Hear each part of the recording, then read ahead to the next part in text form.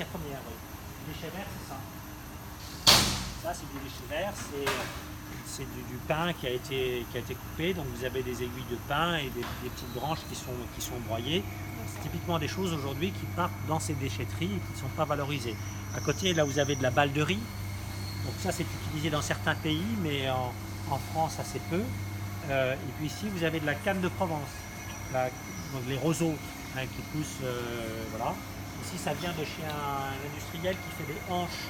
La canne de Provence sert à faire les hanches, qui est une pièce dans les clarinettes, qui fait la vibration quand on souffle. Voilà. Donc il y a beaucoup de résidus, et ce sont des résidus qu'on est capable de consommer. Alors on utilise aussi d'autres. C'est vous qui allez les chercher dans les déchetteries ou c'est les déchetteries? Alors c'est très variable, les personnes peuvent nous les apporter. Parfois, pour l'instant, enfin, on a notre camion, on est capable d'aller les chercher dans les déchetteries, mais c'est assez variable et on a une consommation qui est assez modeste, puisqu'ici c'est une sorte de laboratoire qu'on ne fait pas tourner en permanence. C'est quand même, ça reste des relativement petites machines.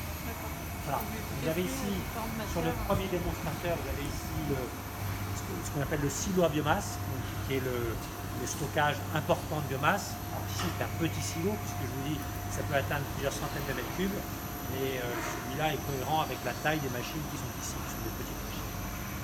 Voilà. Vous avez ici donc, la première installation, donc le silo, ce qu'on appelle le bac intermédiaire, qui est le bac vert, le gazéifieur, qui est celui qu'on a remplacé parce qu'on a vendu le précédent, comme je vous le racontais. Et puis ici, la chaudière de récupération. Donc ici, on génère du gaz issu de la biomasse, c'est-à-dire qu'on brûle une petite partie de la biomasse pour avoir la chaleur nécessaire à la transformation du reste de la biomasse, à la gazéification du reste de la biomasse.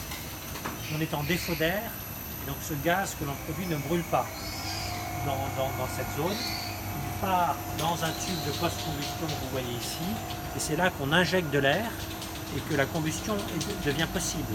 Donc c'est pour ça qu'on parle de combustion étagée parfois, puisqu'on a une première partie de la combustion pour une partie de la biomasse qui se fait ici, et puis pour l'essentiel, la combustion se fait après dans cette zone de post-combustion.